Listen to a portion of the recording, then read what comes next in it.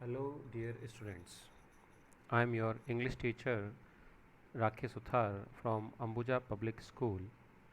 I welcome you all on APS e-learning channel.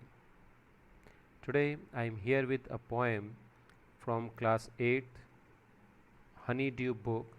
The title of the poem is The Last Bargain. This poem is composed by Rabindranath Tagore. Let's begin this poem with the introduction of the poet. Rabindranath Tagore was born on 7th May 1861 and died on August 7, 1941.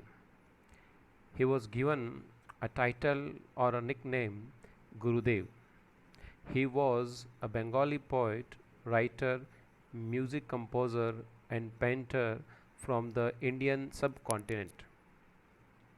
He reshaped Bengali literature and music as well as Indian art with contextual modernism in the late 19th and early 20th century. Author of the profoundly sensitive, fresh, and beautiful verse of Gitanjali. He became in 1913 the first non European to win the Nobel Prize in Literature. He is sometimes referred to as the Bard of Bengal.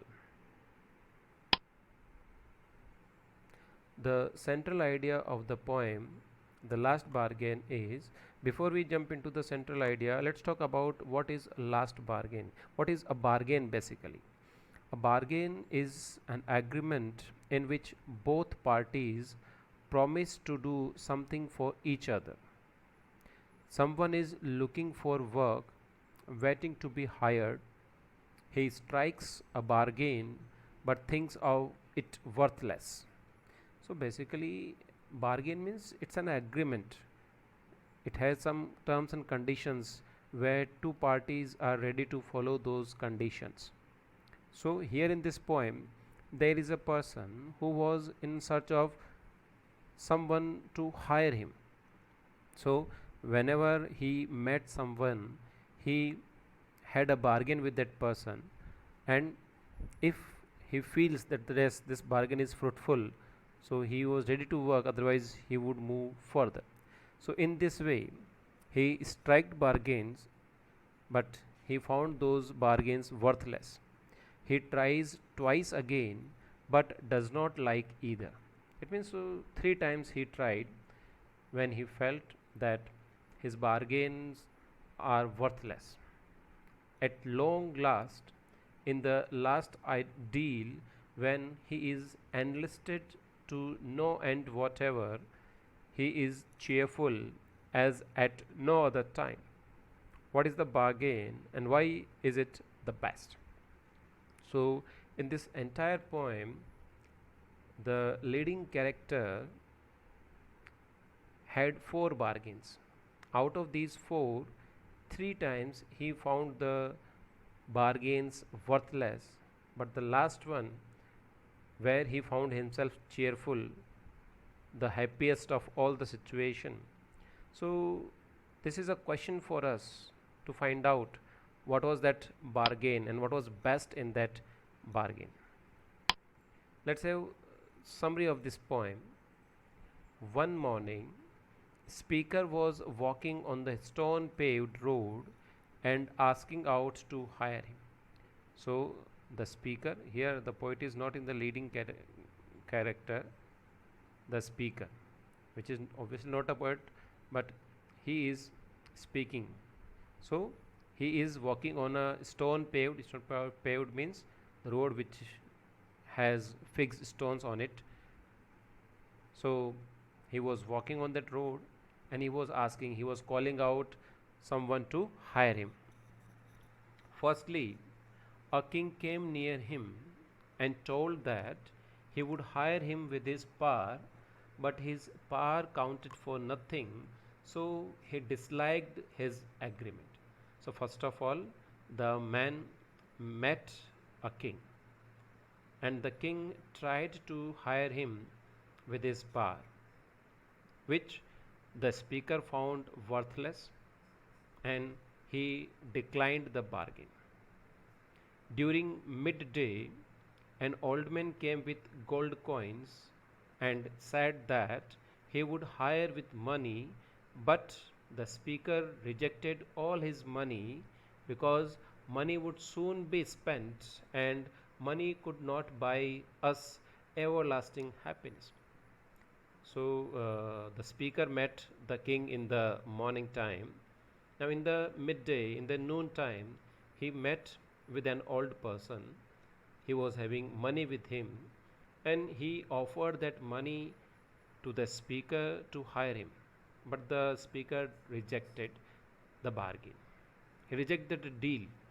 The reason being, the money is something which cannot buy such a thing which is everlasting, which can bring happiness to the speaker. So he declined the second deal or bargain. In the evening, the garden fences were full of flowers. A fair lady came out from garden and said that she would hire him with a smile, but her smile faded away and she melted into tears and returned into the dark, leaving the speaker alone. So, in the evening, the speaker met a beautiful maid, a lady. She came and she tried to hire that man with his beauty, but the speaker was not ready because that beauty was also not everlasting, and the speaker was in search of something which can give him happiness forever. So the lady went into the darkness. That shows her gloom, her sadness, her unhappiness, which her beauty could not buy. At last, a child was playing with shells and said that he would hire him with nothing. The poet accepted his agreement. Speaker was attracted by the flawless character of the child, so he accepted the agreement of child. The bargain of the child made the speaker a free man. So it means at the last, the speaker met with a child who was playing at a seashore. He was playing with shells. So the man went there to the child, and the child just smiled at him and said that I am going to hire you for nothing. I would not give anything to you. But in that child's play, the speaker found everlasting happiness. He was free in that child's play. That was something which the poet was in search of. If he would have been hired by the king, by the old man, or by the lady, the speaker would have been having many restrictions, some limitations and foundations. He would have not been free. But in the child's character, in the child's play, he was free. He was having no restriction, and that made him very happy. And he accepted the deal. He accepted the agreement. Let's talk about some poetic aspects of the story, this poem. This poem has two poetic devices, alliteration and simile, and this poem is having no such rhyming pattern, so there is no such rhyme scheme. Let me show you the text. This is the text which you can see. This is the speaker and the child who was busy playing with shells. This is the text which you can see, which you can read. The text is written in a very simple tone, in very simple vocabulary. So alliteration you can find over here. My money. This is an example of alliteration over here. This which I am highlighting one by one.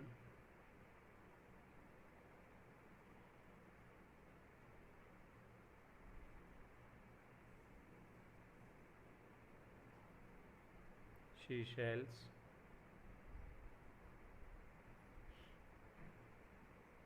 So this is the text.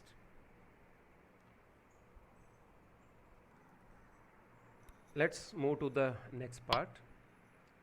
This is new terminology for you. You can read that these words that will be helpful to you. I have also added meanings of these words. With this, I have come to end of this video. I hope you will like this video. I thank you very much for watching this video. Thank you.